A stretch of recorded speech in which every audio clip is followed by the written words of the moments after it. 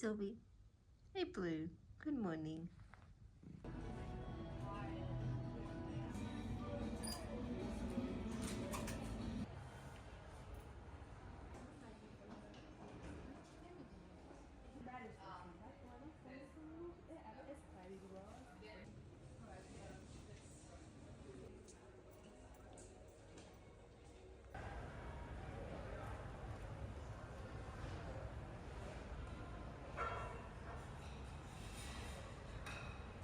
There comes a frightful wailing sound, a howling of a fearsome hound just down below.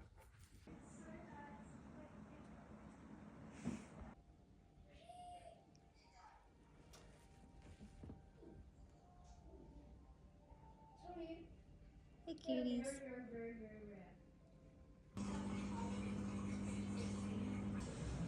Yum, yum, yum. First time making them. Could probably improve. Garden tomatoes going to my ex-mother-in-law so she can turn them into sauce. Hey babes. Hello my darlings, it's Chanel and today we're doing a mood reading vlog. So I have chosen a tarot prompt from this deck. This deck is called the Limerence Tarot and it's actually a deck that I made myself.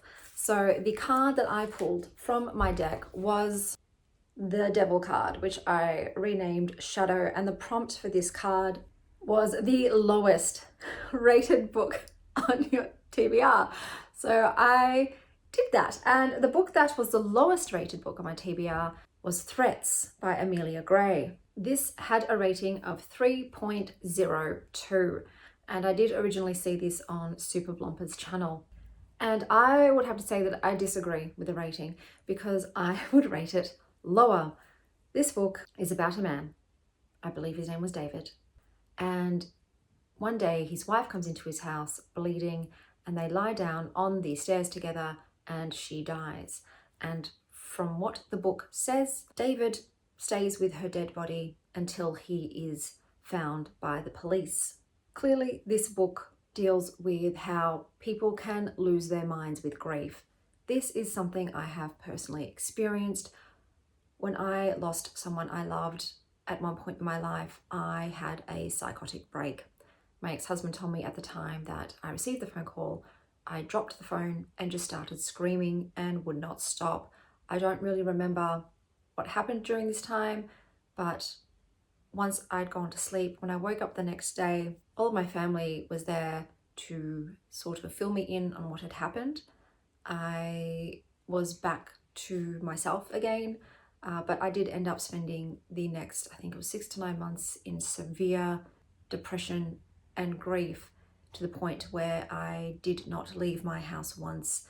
And I was fortunate that I had a husband who could pay the bills and take care of things, because if not, I think I possibly could have ended up like David here. So I do understand the absolute depth of despair and madness that David was drowning in after the loss of his wife.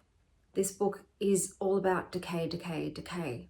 There's also a sort of subplot going in with this. Besides David's very tenuous grip on reality and descent into loss, there are notes that are being found all around the house that contain threats. So you're trying to figure out, 1, what happened to his wife? 2, who wrote these threatening notes and what is the purpose of them? And 3, what is real and what is not in terms of David's reality. There was one scene in this that I did love, which was about him playing through the messages on his answering machine, and he's going through and he's listening to them, deleting them, and then it gets to one from his wife and he plays it over and over and over and over again. And I thought that was really well done. The writing style is very experimental in the way it's structured and the way the author talks about things. The issue for me is that this was too fever dream, to the point where there was absolutely nothing I could put an anchor onto in regards to what was the shared reality of the world David lives in. I really didn't know. Did he meet with doctors? Does he have a woman living in his garage with the wasps? Are the notes even real? Is David even alive? I honestly don't know. And for me, I don't do well with that, with fever dream in general, but to have the entire book saturated in it, so I don't know which way is up or down, I find it very disorienting and confusing and frustrating. But that's just because I'm not that kind of reader. If you're the kind of reader that can just throw everything to the wind and just go along for the ride and not care about plot or answers or reality or anything of that nature, you might enjoy this. But for me, I wanted to know the answers to these questions, and that's what pushed me through it. I wasn't enjoying my reading experience of it, even though the writing is good, it just wasn't for me.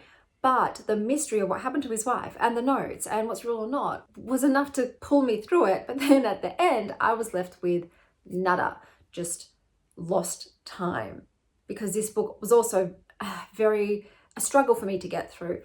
You have to read it slowly because it's just so that you can kind of understand what's happening, but I never really understood what was happening. So whilst this book wasn't for me, read it.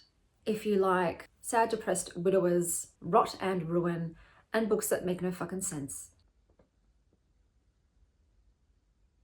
Hello, my darlings.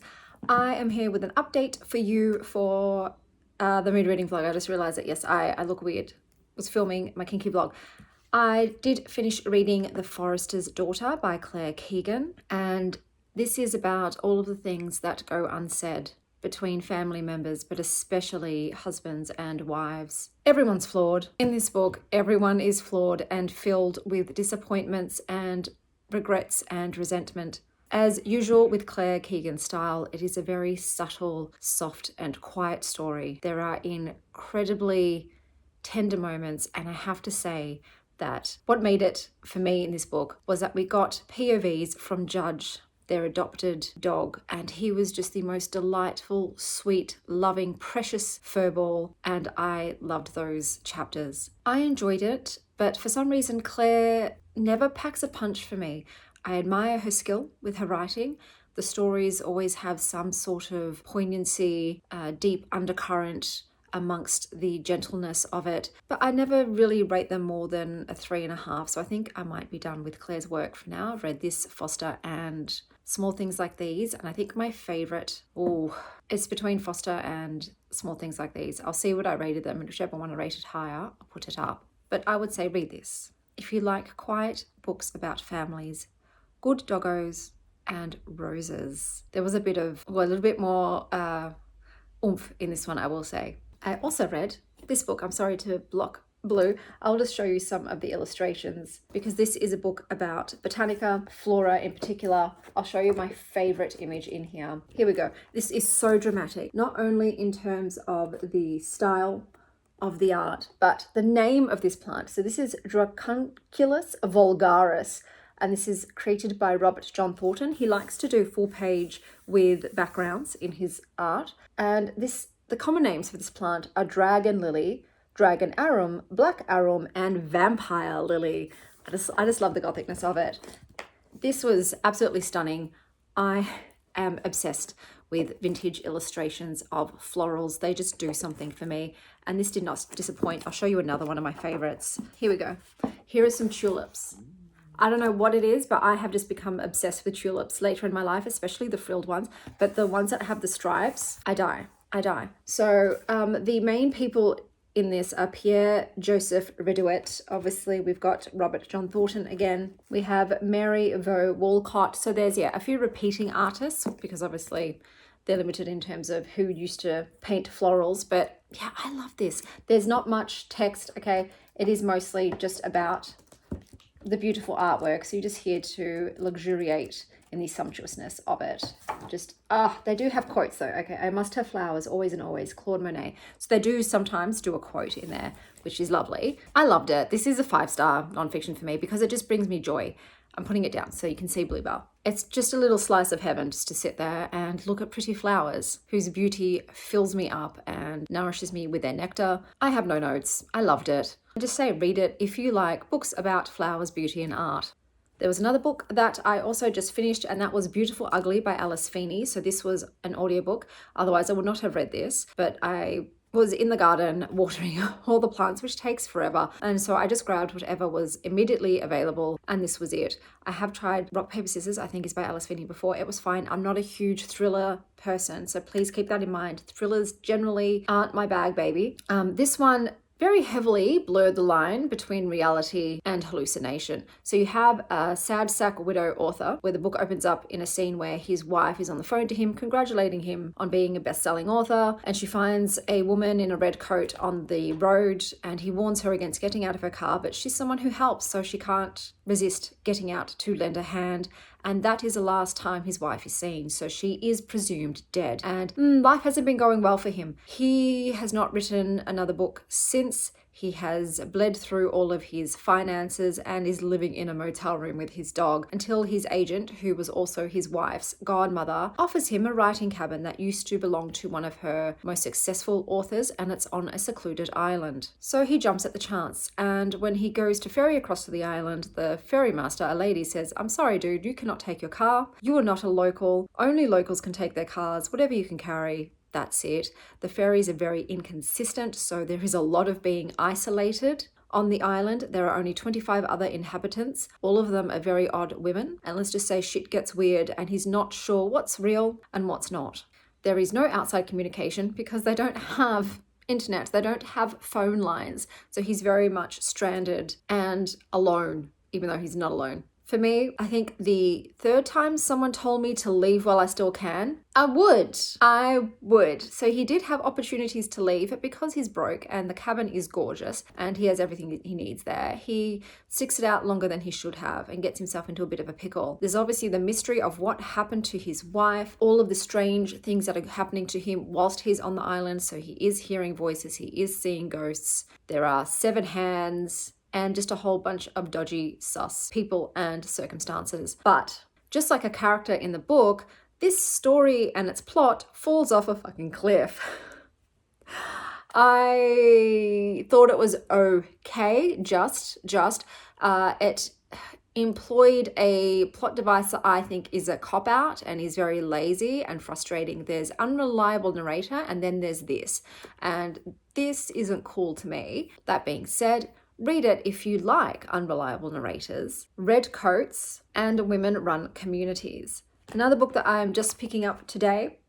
Oh, I love blue and pink. I love it. This is Harley Quinn, Girl in a Crisis. So I'm picking up this graphic novel today. I am also going to be reading Braised Pork by Anu and The Zoo by Christopher Wilson, and I think that is going to be the final books for this reading vlog. So I'll see you when I have finished them. So my girl lunch today is a pastrami cheese corn cake with Dijon and a pistachio cheesecake. It is what it is. And a nectarine, because nutrition. Okay guys, I'm finally here to wrap up this mood reading vlog. So the next book that I finished was Harley Quinn, Girl in a Crisis. This has multiple artists. I'll show you some of the illustration styles. I did read online that people weren't liking Sweeney Boo's style, who does the majority of the pages. I like her style, and I also like her other books, but it's very bright, colourful. It doesn't matter who's doing it really, well, except for this artist. This was a bit more muted. Harley Quinn is always sort of bubblegum brat in her style. So I really love the illustrations. My favourite portrait of Harley in this one was by Natalie Sanders, and it's this image right here. So basically I'm not going to put it down. So in this book, Harley is playing pranks on Two-Face because how else is a girl going to amuse herself when her girlfriend's out of town? Her girlfriend is Poison Ivy and they are super cute together.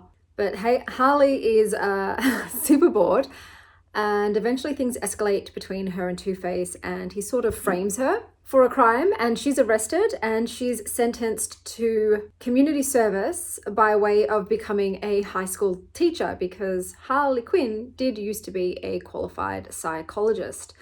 And while she's teaching kids at school, she gets into a situation and accidentally summons a dead fish weapon. And this has dire consequences because that dead fish was from the multiverse, and the planet that she took it from is pretty much in ruin and disarray. Because of the chaos she's caused, a sort of guardian of the universe appears and says that in order to protect the universe, they're going to destroy the planet that Harley's on. So Harley is doing her best to set things right, and we see her bounce from world to world trying to fix the balance. It is very fun. We get to see fairies, we get to see vampire versions of the DC heroes, pirate adventures, and then a future Harley who was giving mad Sarah Connor vibes. It's manic, it's frenetic, and it's fun. It was just pedal to the metal, sledge-hammered action non-stop. So Harley has a very individual style and energy to her character, and if you don't like her character, you won't like the books because they mimic that. I really enjoyed myself. I love the saturation of color in this. I love Harley's relationships, and the text was easy to read, which sometimes is a big thing for me. I would say read this if you like manic pixie reformed villains, multiverse mayhem, and magic carrots. I think I'm going to change the angle. I think the lighting is too trash here. Un momento. The next book I picked up was Braised Pork by An Yu.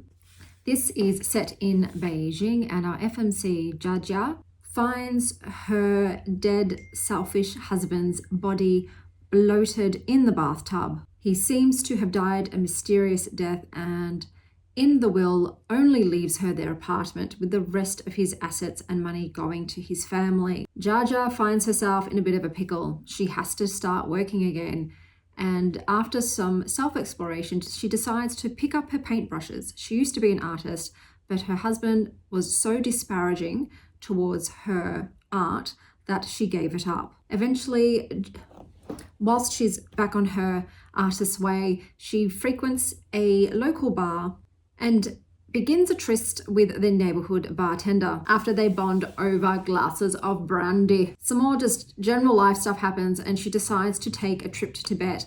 There's this recurring theme.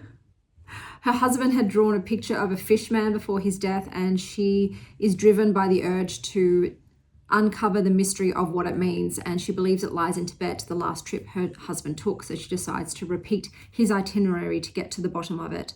The book is definitely saturated with magical realism. I did struggle sometimes to understand what was real, what was hallucination, or what was magic.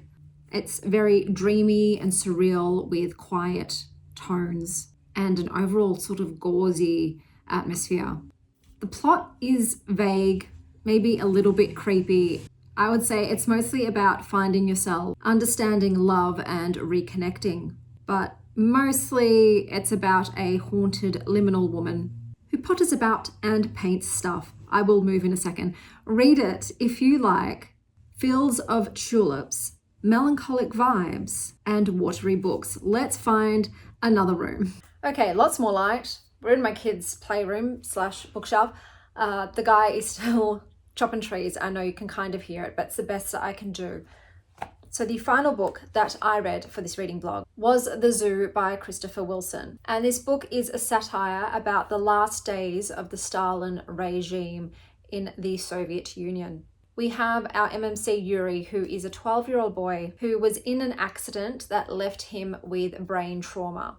And he has this cherubic face that lures people into telling him their darkest secrets and confessing their greatest sins. People might think Yuri is a simpleton, but he observes plenty. In the book, we sort of discover that Yuri's mother was sent to a workers' camp for her, I guess, contrary opinions and divisive views. And then Yuri's father is abducted one night along with Yuri to treat the Iron Man himself, even though Yuri's father is a vet. And Yuri's dad does warn him to be careful what he says. Unfortunately, Yuri's father is disappeared as well, and Yuri doesn't quite understand what is going on, and he finds himself the new best buddy to the Iron Man and very much manipulated and used by the Iron Man's men. Is it safe to talk, to think, to care, to breathe? The book is very emotionally distressing because you are also viewing the violence in it through Yuri's innocent eyes, which only makes it even more vile because he doesn't quite understand what is being done to him and why. I did really enjoy this book, as tough as it was to read, and I liked that it was through Yuri's POV. Like I said, it is really depressing and upsetting, and it makes me kind of angry because I'm not exactly pro-government on the best of days, let alone regimes like this one that just treat their citizens as if they don't matter and as if their deaths mean nothing. They basically call it disinventing people. I would say read it. If you like books that were set in the Soviet Union, naively astute, kind boys, and the movie It's a Beautiful Life. This is going to bother me in editing. Now it's time for me to wrap up all the books that I read in this mood reading vlog and give the awards. So in order of from the books I least enjoyed to the books I most enjoyed, let's do it. I read Threats by Amelia Gray, and this wins the award for A Dire Case of Grief Sickness. Beautiful Ugly by Alice Feeney wins the award for Lying to the Reader. Braised Pork by Anne Yu wins the award for Heavy Dose of Ennui. Forester's Daughter by Claire Keegan wins the award for Best Stray Dog. The Zoo by Christopher Wilson wins the award for being funnily horrific. Harley Quinn Girl in a Crisis wins the award. One minute, I gotta do something. Harley Quinn Girl in a Crisis wins the award for sickest Technicolor fur coat. And my favourite read of this reading vlog, I'm going to keep the coat on because, well, no, it's my kids, but it fits, kind of. Biblioflora by Jean Baptiste wins the award for fantabulous floral illustrations. Why did I forget the word illustrations? I did, but those were all of the books that I read for this reading vlog. Until next time, stay wild, Star Child.